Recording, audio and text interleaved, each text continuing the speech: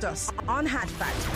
Whether it's politics, social issues, controversies, and trending stories, you know we're credible and objective. It's Hard Facts with Maryann Okon on 99.3 Nigeria Info. Yes, we are live. 3 minutes gone past the 5 o'clock hour.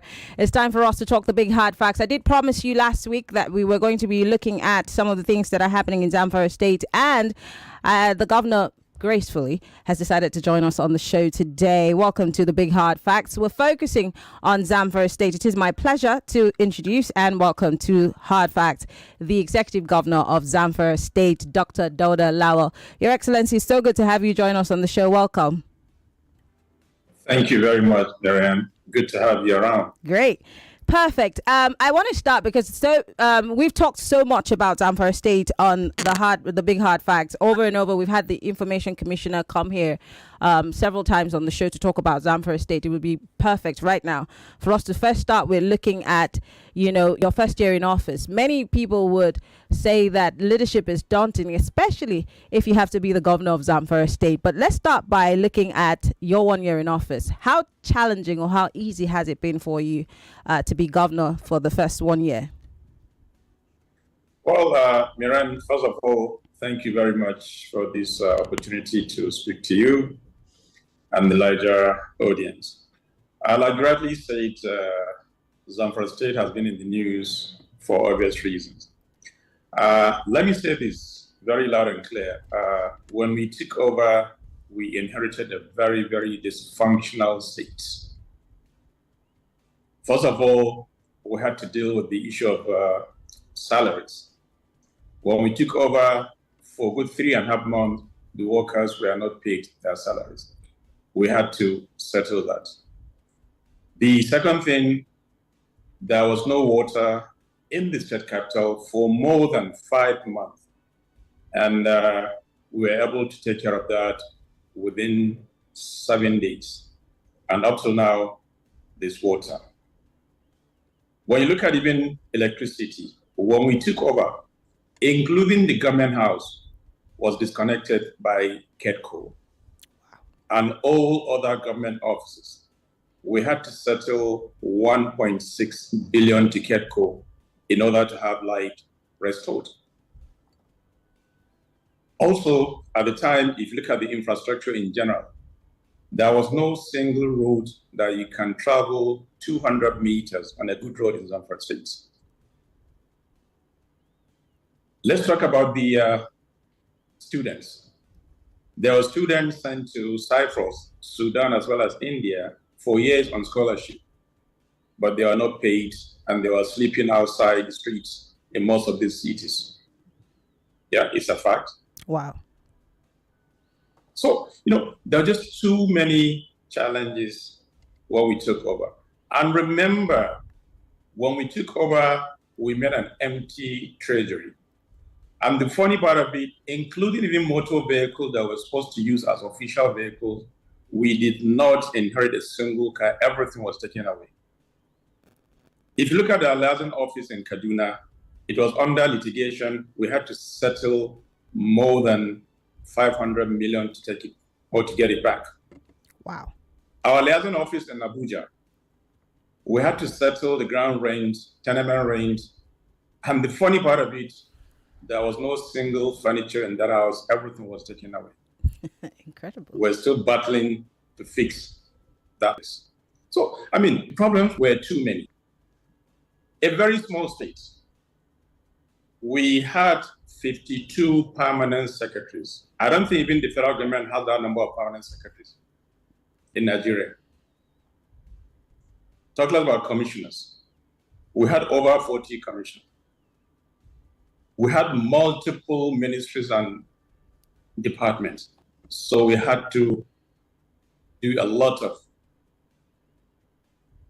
changes in order to trim down the number of commissioners, permanent secretaries, ministries, and so on and so forth. So it wasn't an easy task. And remember, it's a very, very volatile state with so much insecurity. So which one? So the problems were just enormous. Look at the condition of our secondary schools and primary school. We have pictures. Look at the condition of our hospitals. We have pictures. In fact, some of your people were here in Zamfara to see for themselves and take pictures so that when we speak, people will not think that we're lying. The facts are all there. So it was a tough one. But the good thing is we remain focused. We're able to settle down, paid all the backlog of salaries, settle down some of the fees for those foreign students. Check WAEC. For 3 years, our students cannot write WAEC. Even those that had the opportunity to write could not get their certificates. Check with NACO. The facts are there. We had to settle NACO 1.4 billion naira in order for our students to get their certificate and for them to sit down and write their exams. So, I mean, sometimes you even wonder, where do you even start from? But like I said, we remain focused and we're making a lot of progress. I want you to be here in Zamfara for you to see by yourself, or for yourself rather. It's interesting how you rolled out all of these things that the average person is going to say, why did you want to be a governor in the first place? Because I mean, it's a daunting task. It looks like everywhere you turn, there's just some problem that you need to fix. But let's also, I mean, you've talked about every little thing I want to talk about in bits, but we'll go into them more expressly. Let's talk about the economy. I mean, as we are as a country right now, the economy of the country is facing a downturn. The purchasing power of the average Nigerian, let alone the Zamfara person, is down. How are you dealing with the economic situation? How are you addressing the economic concerns within the state? Because you rightfully said it's a small state, but the problems are enormous.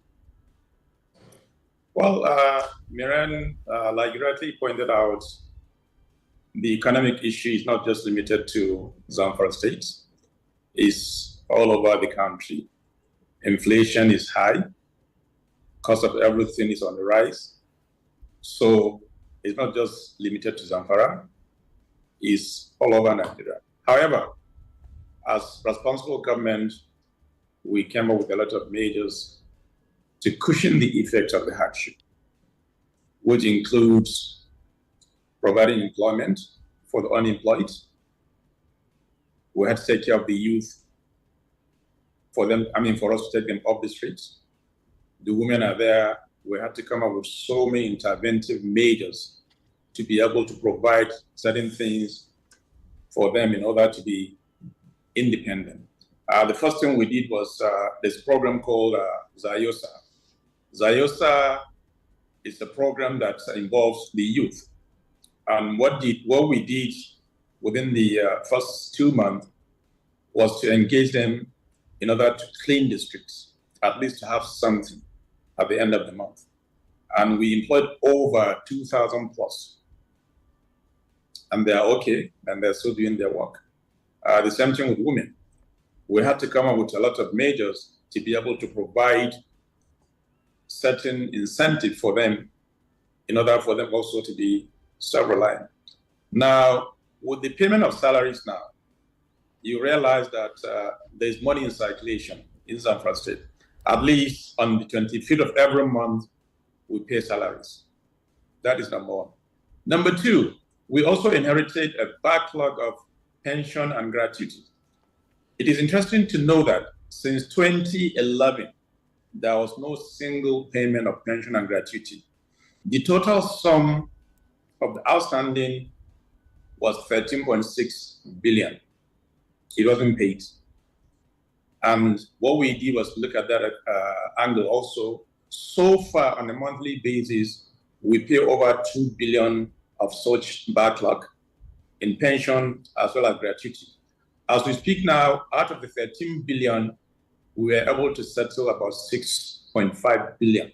And we will continue to pay until everybody is paid. So with this kind of measures, there's some kind of money in circulation because people get their salary as a brand new. Pension is being paid. Construction is ongoing.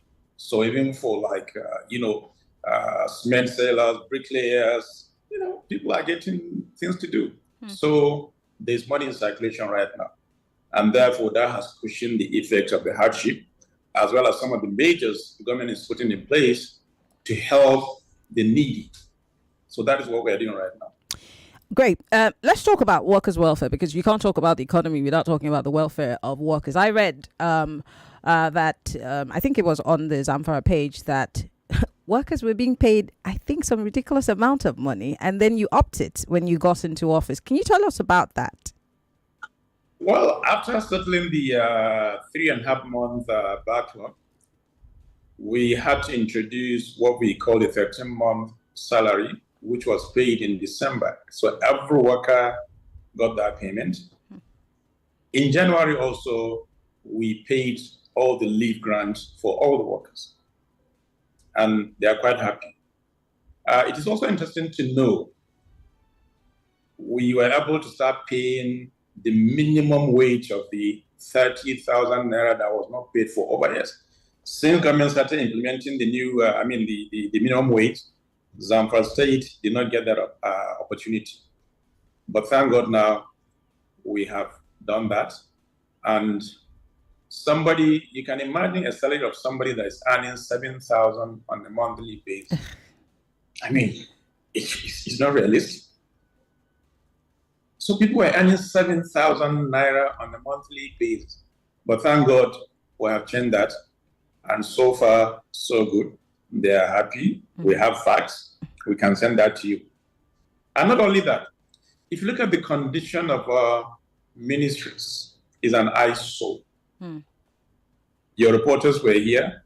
They went around all the ministries. This is the first time we're able to rehabilitate the secretariat. I'm sure you've seen the pictures of the new offices.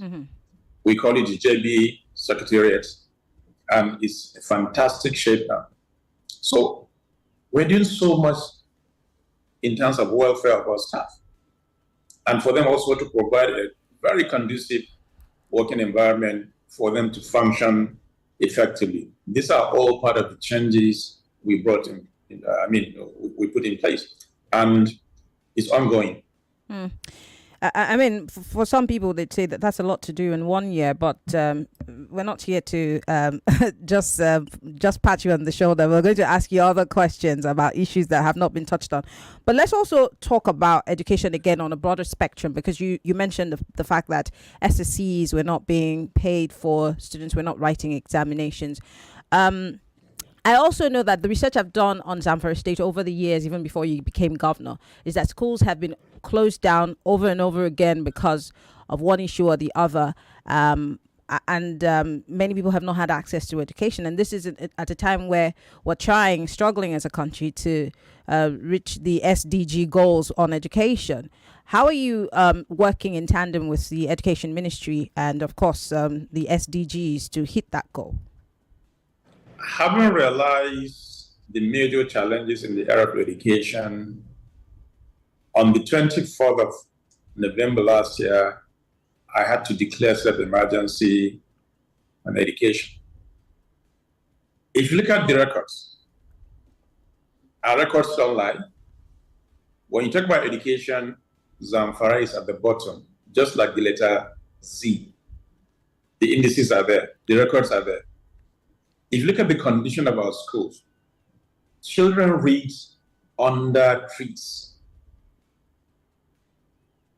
The pictures are there. And part of what we did was to embark on rehabilitation and reconstruction of all the schools.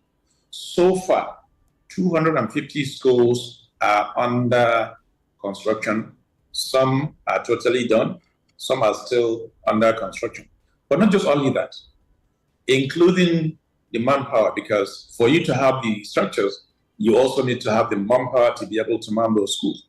And therefore, we're training teachers, we're employing teachers, we send them on training for them to provide effective quality education for our children. And that is what is happening right now. The records also are there.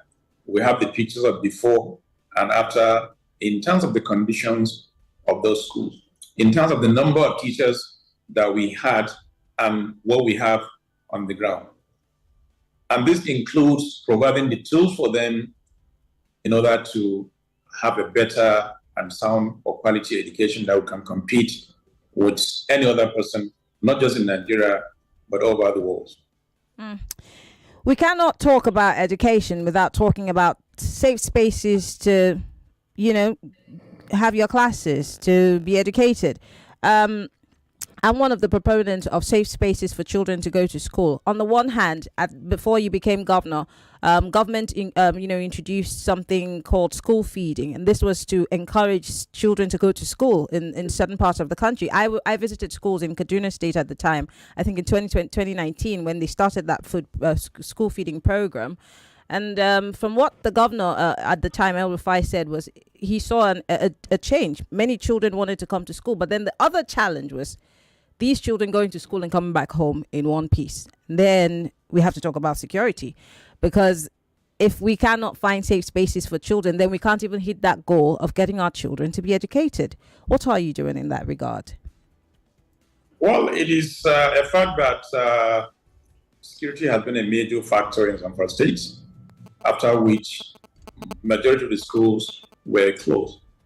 But right now, we're making significant progress, even in the area of security. Most of these schools are open. As a matter of fact, if you go around all the 14 local government, you find that almost all the schools right now, they are in session. And that is key for them, as a responsible government, to make sure they get the quality and the kind of education they deserve. And it is ongoing, and we'll continue to do that until we reach a very, very comfortable level. And that is what we're doing right now. I remember when we had the information commissioner on the show, this was about the kidnapping of students from the University of Gusau. And there was this back and forth between the federal government and Zamfara State. And the average person was wondering what was going on there. And what is it that you guys knew that we, the rest of the world, did not know? And what was it that, because you raised an alarm about the federal government having a hand in some of the things that were happening in your state. Would you like to let us know what that was about?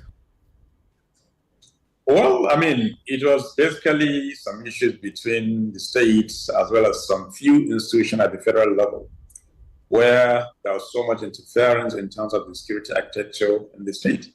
And we had to complain to make it public for people to understand what was happening. In fact, that was one of the reasons why I had to meet Mr. President to explain the challenges the state is facing. And thank God he acted swiftly to make sure the issues were resolved. Even though there are little challenges here and there, but here, we keep doing what we can do to make sure we provide safety environment for our children to go to school. Does your government prioritize girl-child education? Because this is a big deal. So I think it was Niger State that decided that some orphans were due for marriage, as opposed to asking them what their future plans were and what they wanted to be in the future. They gave them away in marriage. And this caused an uproar of sorts, but I don't want to get into that. Does your government prioritize girl-child education, and what are you doing to up the number of girls to go to school? Absolutely, we're doing so much in that regard. As a matter of fact, there's a program under the World Bank called Agile, and that is to make sure all the girls in Zamfara State have access to quality education.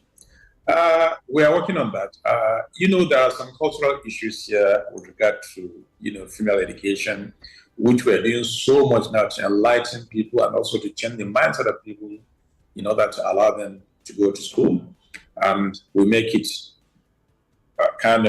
free for those girls to go to school and have quality education. So it is a major priority for the government. And we're working tirelessly to make sure we convince parents to allow their girls to go to school. And that is ongoing. In case you're just joining us, the program is Hard Facts, 99.3 Nigeria Info. We're broadcasting live from our audio-visual studios right here in Etumian Crescent, Victoria Island, Lagos.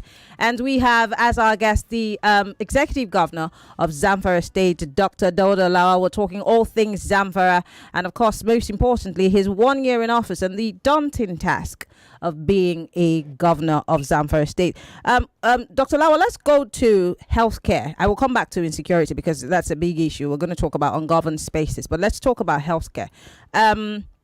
As a little girl, I tell you that I remember having walking down, a few blocks, and then you find a health post here and there. But those things are finally disappearing in today's world, and I'm not just talking about Zamfara State. And we also know that we live in an age and a time where healthcare is very important to all and sundry. What are you doing in terms of primary healthcare and delivering that to even those who need it the most, especially in the hinterlands? That's a very good one. It's a major challenge in Zamfara State healthcare service. I had to go around the 14 local government to look at the condition of our hospitals. And what I saw was alarming. And for that, on the 30th of January 2024, I had to also declare state of emergency in the area of health sector, which means total rehabilitation of our healthcare system delivery. As we speak now, we're upgrading so many primary healthcare to general hospital across all the 14 local government. Recently, we commissioned that of Nasarawa in Bukim local government. You can see how it was fully transformed. You look at the condition in the past, you cannot imagine somebody is being treated under that kind of condition. Not even your animals, talk less of human beings. If you see the labor room, if you see the sterilization room, if you see the structures, it's an eyesore, it's unfortunate. And that was the reason why I had to declare state of emergency. And we have comfortably rebuilt Nasarawa Hospital, provide the latest equipment for healthcare service. We have also done that in Moru local government. We have also done that in Karanamode local government. We have also done that in Safe local government. And we're doing right now in Zamfara. As a matter of fact, in 2 days' time, we are going to lay the foundation for a complete rehabilitation of Yarima Bakura Hospital. I mean, from scratch. Everything is going to go out of that place. And we're going to provide modern equipment for healthcare service delivery. And that is what is happening. And we're on it. Not only that, we did an outreach where certain cases were treated. More than 3,000 people were treated in terms of BVF, in terms of groin, in terms of cataract, and so many other things. The records are there. And it's also ongoing until we're able to take care of the situation across all the 14 local governments. That is ongoing. Let's talk about traditional birth attendants, because, of course, whether we like it or not, especially now, a lot of people might not be able to afford the normal primary health care, which means... Believe me, Maryann, even people that can afford it, the condition of the hospital, I don't encourage anybody to go and give birth there, because you might end up getting some kind of diseases before you leave that place. So it isn't better you have the delivery at home the way the hospitals are right now. So is there a training process by the Ministry of Health for more traditional birth attendants? Because if the hospital or the facilities are an eyesore, then there has to be another option. That is exactly what we're doing. Luckily, we have a lot of nursing schools across the state. We have one in Safe, we have one in Gusau, we have one in Zurmi. And we're making conscious effort to train them, to bring them out, to tell people what to do. In the meantime, because within the next 6 months, we'll be able to take care of so many of these hospitals to make sure we have a very, very functional healthcare delivery system in Zamfara State. And I'll invite you to come and see for yourself so that you can tell the world what you saw and what we're doing. Okay. I want to talk about a story that we heard here on our station, one of our colleagues reported of a reporter who talked about farmers being killed in their farmland. I mean, whether we like it or not, we're facing some sort of food security issue. We might have a food crisis in the coming future, according to the World Food Program. Again, I'm not sure if you were listening to some of the conversations I had off air, talking about the fact that maybe we have to start our own farms in our little homes because it's not safe any longer to go to our farms, especially knowing that the north feeds the rest of the country. What's happening with agriculture in Zamfara State? Well, it is interesting to know Zamfara State is an agrarian economy. Let me say this confidently that in the past, all the beans that you consume in Southwest came from Zamfara. That is a fact. But what happened now? Because of the insecurity we are facing, most of these farmers, unfortunately, cannot go to farm comfortably and farm in their farmland. And that has been a major, major challenge. And that is why we're doing everything humanly possible to take care of the security situation. It is something that we inherited for over a decade. So it is not something that one can say within 1 year, you can end it up. It's not going to happen. But we're doing our best. It's one of the reasons why we had to introduce the Community Protection Guard, which is an internal arrangement of security that we employed over 2,500 people from across the 14 local government in order to complement the effort of the conventional security to fight banditry as well as kidnapping, cattle rustling, and so on and so forth. That's one. Two, sometimes like 2 months ago, we had to introduce some measures by providing some kind of farming implements, modern equipment to farmers across the 14 local government. We provide seedlings, we provide fertilizer and pesticide in order for them to even do dry season farming, just to complement that effort. We're also making conscious effort right now to provide additional fertilizer, other inputs, as well as chemicals for them to grow their agricultural production in Zamfara State. So it's ongoing. Despite all the security challenges, yes, we're doing so much to make sure we encourage the farmers. And that is ongoing. And I believe the situation will change. It's a matter of time. Like I said, this is something we inherited for over 10 years ago. So you can't say you're going to end up within 1 year, but we're making conscious effort to make sure we tackle the situation head on. I'm glad that you mentioned your security outfit, or the one that you inaugurated. But I want to also talk about the Security Council that you have inaugurated. What are the measures that you've taken to deal with the insecurity and, of course, most importantly, ungoverned spaces? Are there ungoverned spaces in Zamfara State? And what are your plans to take them all back? You were quoted on June 12 to say that you're not in charge of the security situation in your state.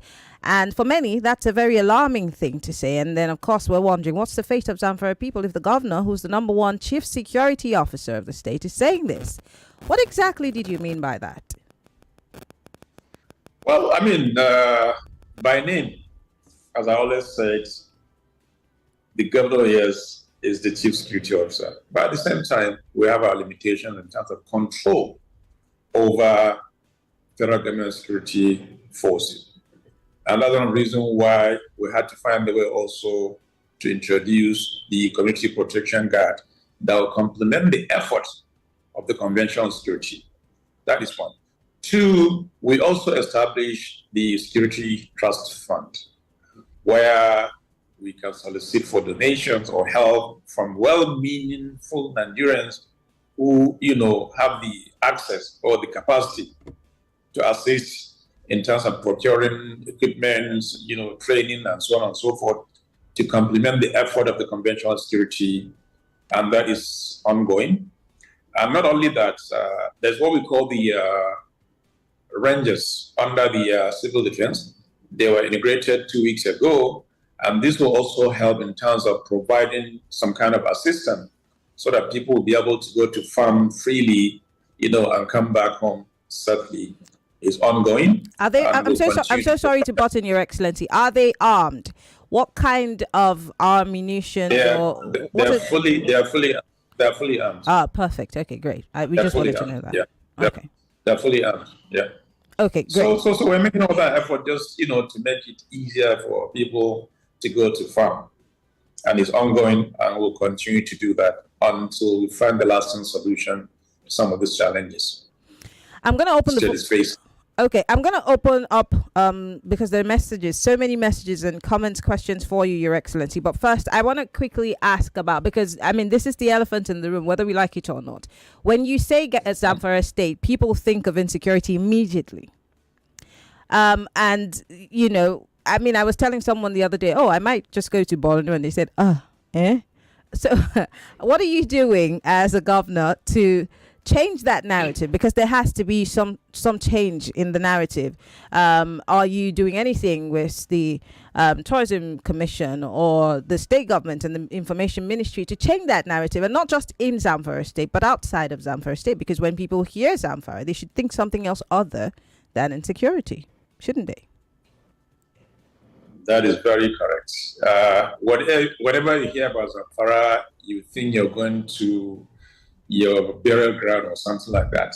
But it's not that bad. People do travel. People do carry their activities around. But, sometimes they overblow the situation. It's not as bad as, people think. Because there was time, sometimes within the last 3 weeks, I saw a report where it says over 500 people were abducted. And that was a lie. In fact, when we checked the video, it was a video of an event that took place in East Africa. But they were spreading rumor that it was Zamfara State, So, these are kind of things that you have to deal with. But the reality is we're making significant progress in terms of the security situation in the state. We don't get all these kind of serious attacks that it used to happen in the past. And also the number of people being killed in the past, you hear that, 200 people are being killed, 100 are being killed, and so on. So it has gone down drastically. But of course, there are mischief makers that will be painting a very dark picture out there, which is not the case. But like I said, we remain committed as responsible government to secure the lives and properties of our citizens. And we will not relent in that effort until we find the lasting solution to some of this. You're free to come to Zamfara and you see for yourself. At least that will form the basis for you to tell the world what exactly is happening in Zamfara State, so that it won't just be hearsay. It's based on facts. And this is hard facts. Whenever you're ready, let us know. Yeah. Okay. Well, the phone lines are open. Lagos, Nigeria. If you're joining us via YouTube, we're Nigeria Info FM. You're listening to us via our mobile app. Yes, we're Nigeria Info FM. You can post the comments. You can call us. If you're listening from outside of the country, we're on Skype, Nigeria Info FM. Join the conversation. 0201-277-0993. 0201-277-1993. 0201-277-2993 and 0201-277-3993. On WhatsApp, you can send a message 080-959-75805. Don't forget, you can't call me on WhatsApp. Just send me a message. I'd love to hear from you. 60 seconds is all you have. Go straight to the point. The governor knows that he's doing well, so don't eulogize him too much. Hello, welcome to Hard Facts. Yeah, good evening. Good evening. Our guest. Yes. I want to ask him a question. Now, knowing fully well that you are doing a lot, I want to ask, because of so many things you mentioned that was not done, will you revisit the past by opening the books concerning the past administration, especially your predecessor? Thank you. This is Pastor Ladipo calling from Morino. Thank you, Pastor Ladipo. I was leaving that question for later, but someone beat me to it, Your Excellency. Well, let me say this. In the first place, I remain focused, because if I didn't remain focused, I'll be derailed by the quantum of the challenges we face when we took over. That is number one. We have done all the audits, and I believe the cases are before EFCC. So we're waiting to see what EFCC will do whether they will do justice to Zamfara State or not. So the cases are there. And in fact, there are so many cases to talk about. We spoke about the airport, for example. When you look at the airport, your people were there and they took pictures, large pictures of what the condition of the airport is. The initial bill of that airport was 13.6 billion, out of which 7.6 billion was taken. And if you see the condition of the place now, it's not up to 10% of the work. So what happened to the money? Wow. That is number one. Number two, within Government House itself, now, there are ongoing projects. The quantum is over 20 billion naira. What happened to those? If you look at the pension, the money was taken out of government accounts, yet pensioners were not paid. What happened to that money? Is something that we need to find out. If you go around all the 14 local governments, there was this project where government lodges, governors' lodges were built in all the 14 local governments. Why do we need that? But the sad aspect is that if you go and see the state of the building, some are not even up to 20%, some 30%, some have reached 50%, but more than 90% of the money was paid. But let me tell you the sad aspect. The sad aspect is the fact that 1.6 billion was taken, paid for furnishing those houses. We're still looking for these furnitures where they are, and we're still looking for this money. It is something that they need to account for. So, the challenges are enormous. I can list them endless. But like I said, the case is before EFCC. The honor is on them. Okay. That is the fact. All right. Well, this is just few out of several. I can tell you thousands of such cases. Well, we'll keep our fingers crossed on the EFCC part of things. Hopefully something will come out of it. Hello, welcome to Hard Facts. Yes, go straight to the point. What's your name? Where are you calling from? Excellency, to ask you a question. What are they doing about the terrorist force at Malawi and go? Sorry, ask that question again. Ask that question again. We couldn't hear you. What are they doing about what? The terrorist force as well, Malawi go. What are you doing about it? Because terrorists are affecting states. What are they doing about Boko Haram? Okay. I'm not sure that I heard everything. It wasn't very clear. Yes. I didn't hear that question. He'll have to call us back again. The line was very bad. Hello, welcome to Hard Facts. Good evening, Maryann. Good evening. What's your name? Where are you calling from? My name is Godwin calling from Lapwe. Go ahead. Yes, very good articulated effort of the Excellency from so far what he has enumerated. Like the former governor of Kogi State, if he had come to this camp forum, I know he will say much and much, and at the end, we didn't see any evidence. Now, in view of the security situation in Zamfara State, we have seen a situation where you see the terrorists and the herdsmen using drones to carry out their evil criminal activity. What is he doing with the security vote as a chief secretary of the state? What is he doing in advance to see that those standards of those criminals are brought to zero level? Then why the government will have upper hand in terms of fortification of the security and whatever in the state? All right. Thank you very much. Yeah. Well, let me say this. Security is a very complex issue. There are things that you can say out there in the public, and there are things that you just have to keep it yourself. But what I can say is we are making conscious efforts to provide adequate security to protect life and properties of our people. We have put so many measures in place, but like I said, this is something that is ongoing. It has happened within the last,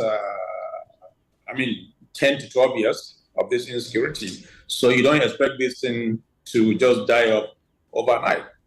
But what I can tell you is there's a political will on the part of government to make sure security issues are handled the way they should be.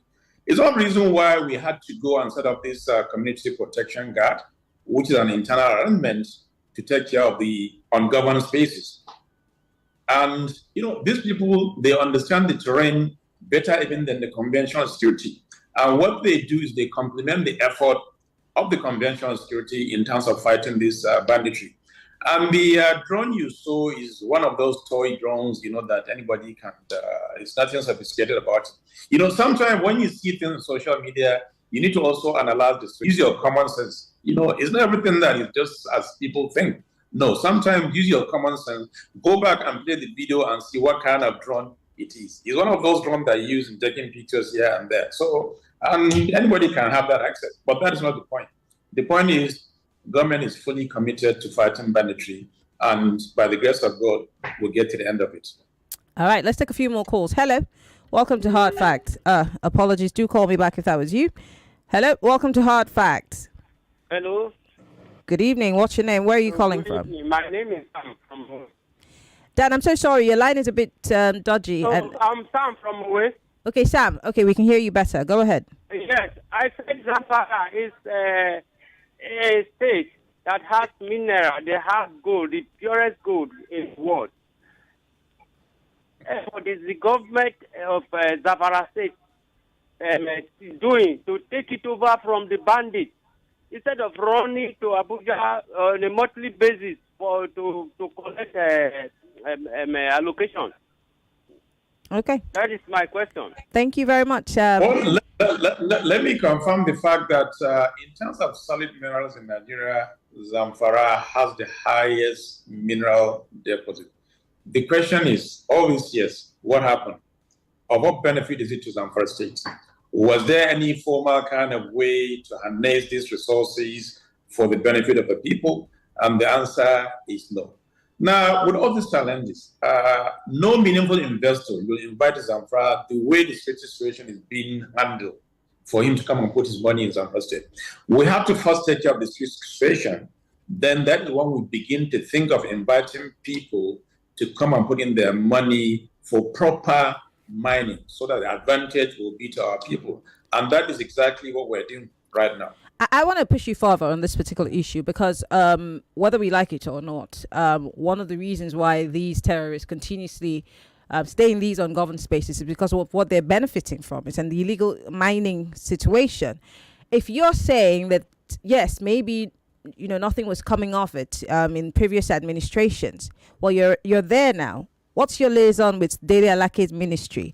How are you making sure that something is done in collaboration with the federal government to deal with the security issue in that area? Because we can't keep hoping on the oil in the Niger Delta to feed the whole country. Look at where we are now. Believe me, Maryann, if we're able to take care of the situation, we don't need federal government allocation to run the states. We'll be economically buoyant, and we can do so much with our resources.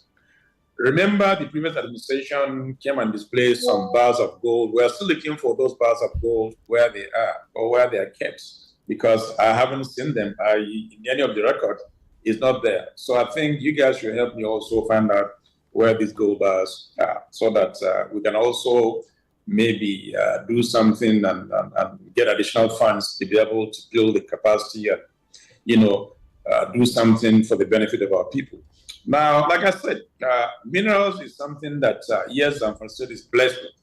However, we're doing so much, and there are issues. As a matter of fact, last month, the Honorable Minister of Solid Minerals was at a meeting with the governors, and we discussed extensively on what we need to do in order to get the best out of this so that everybody will benefit.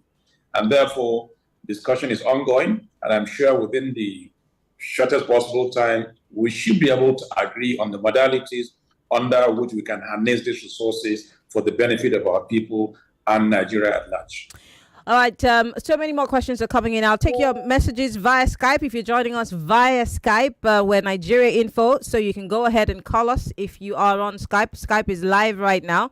So go ahead and call us. But I want to read some of the messages that are coming in on WhatsApp. Someone here says, this is Olumuyiwa from Ikorodu. Well done for the good work so far, Your Excellency. My question is, why is it taking our government so long to deal with these evil men who wasted many innocent lives? Are the evil men ghosts, or are they more powerful than government in such as such that they have taken so long? They've taken control over such a long period of time. That's what Olumuyiwa is asking, Your Excellency. That is a very good, fantastic question. And if you hear me all the time when I speak about insecurity, I said we are not negotiating with criminals. For my understanding as a layman, you can only negotiate with criminals when you have the upper hand, when you're superior. And that is why we refuse to agree on any kind of settlement. However, I mean, there are issues here and there, and we're still looking for the best possible ways to be able to tackle this insecurity issue. Like you rightly said, I mean, these are human beings. We live with them. We know where they live. We know their capacity. And I believe our security forces have superior capacity in terms of dealing with these people. So, but what's the challenge? If they know, because the story we used to be fed before was that, we don't know where they are. There's Sambisa Forest, but we don't know where they are. But then we know them, we know their parents, we know on a daily basis what's the challenge? Well, we'll get there when the time comes. Let's do what we're doing right now until when we get there, and then we'll tell the world exactly what is happening.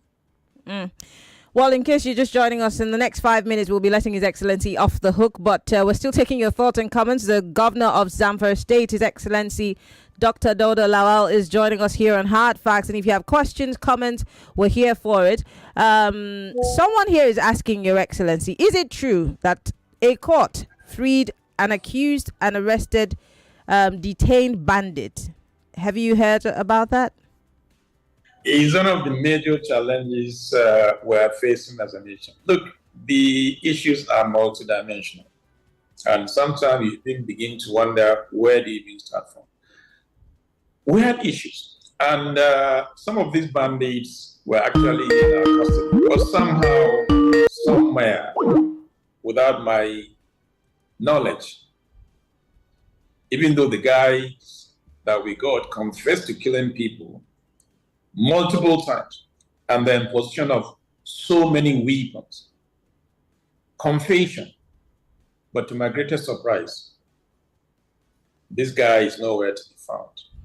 It is something that we're still trying to unravel. And by the time we do that, we will tell the world exactly what happened and what needs to be done. You know, the challenges are multiple. Sometimes you begin to wonder, where do you even start from? Are we really serious? Are we committed? Are we honest? Are we concerned about people? Those are the questions. Your Excellency, are you insinuating that there's saboteurs within the state that are somewhat, stopping your fight against insecurity? There are saboteurs everywhere, but like I said, we remain committed. We are determined. We'll get to the end of it. There's no going back. We'll get there. I'll take one last call. Sometimes there are certain information that you just need to keep for yourself in the meantime, but time will tell. And like I said, we will get to that level. We're still waiting to see what happened, how the person disappeared, who picked him up, who was responsible for that. It's a miracle. But that's Nigeria for you. Interesting times. Let me take one quick call, Your Excellency, and a few messages, then we can let you go. Hello. Welcome to Hard Facts. Hi, Maryann. Good evening. Yeah, evening. Laprushku is my name. Go ahead. I have 2 questions for His Excellency. Okay, make it short. I will be fast. Yes, okay. The first one, His Excellency, I greet you, sir. Thank you very much. My first question is this. You say when you are speaking now, you say you met empty treasury. Have you, yes, true. Regardless of the fact that we know Zamfara has gold and some other minerals, yes. Have you invited your former the former governor, for some This question questions. has been asked already, Okay, Rapu I've Chiku. asked. Okay, Yes, let me move to the answer. next Okay, one. okay. Let me answer another one. It's interesting to know that many people, indigenous and non-indigenous, people from all sorts of life. But like Lagos State, there are some businesses I learned they hinder there, like sales of alcohol. What is the administration doing on this? Is that okay? Well, let me start with the first question that you asked. It is true there are issues, but remember, it's the same governor that went to court to say that he cannot be tried, and he was given a court order that he cannot be tried. I've never seen this kind of situation in the world. If you have nothing to fear, why do you go to court and say that you should not be tried? If you're okay and you have nothing to fear, allow authorities to do their work. That is number one, because there are so many unanswered questions that we're still asking for answers to those questions. Now, coming back to the last question, yes, if there's any state in Nigeria today that is blazed with solid minerals, is actually Zamfara states. But of course, there are issues here and there. And as responsible government, we're doing everything for now to see how do we unravel the situation. How do we make it to our own advantage? We have both comparative and quantitative advantage when it comes to solid minerals. But the issue is there are underlying factors that are preventing the state to harness those resources for the benefit of the people of Zamfara State. And of course, what we're doing right now, yes, we made an empty treasury, and that is a fact. Figures don't lie. We can always give you the statement of account for you to see. But we didn't really bother to do anything on that, apart from reporting to the necessary authority that we feel they should do something for the people of Zamfara State. It's Zamfara State people's money. It's not my personal money. But of course, I mean, that is the best I can do, which I have done. So I'm still waiting for the outcome of the system to see whether justice will be done or otherwise. And when it got to that level, we will tell the world. And I challenge anybody. In fact, I want a situation whereby I'm inviting my predecessor, let's come on the media one-on-one so that we can discuss some of these issues for the world to understand. We are not making lies on anything. We are not insinuating anything. Everything I said is based on fact. So if he's ready, please, let's come on any platform, on any of these national, media to discuss, about Zamfara issues so that more facts will be out there for people to be the judge. Can I ask, before I let you go, what's your relationship with the Minister of State for Defense, who's your predecessor? What's your relationship with him? We had a very cordial relationship. He was my friend in the past, but I don't think now he's still my friend anyway. He's from Zamfara State, for goodness sake. So, and for me now, as the governor, everybody belongs to Mr. Lawal.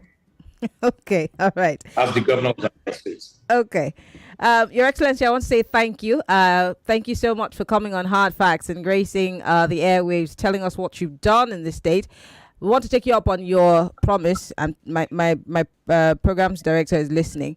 We're going to come with our cameras to Zamfara State. We want to see for ourselves, because this is Hard Facts. We want to be able to prove that you're not just... Come to Zamfara. If you're ready tomorrow, come and see what we've done within the last 1 year.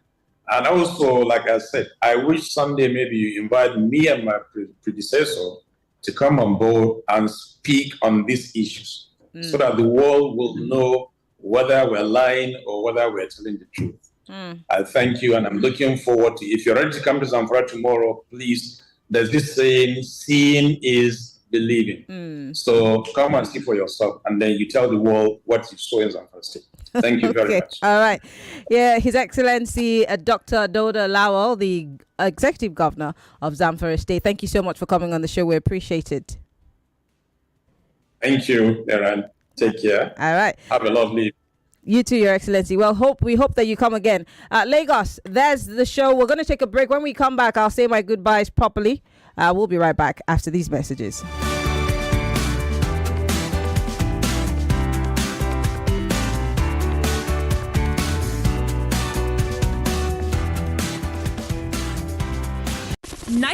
.3 Nigeria Info. We are more than just radio.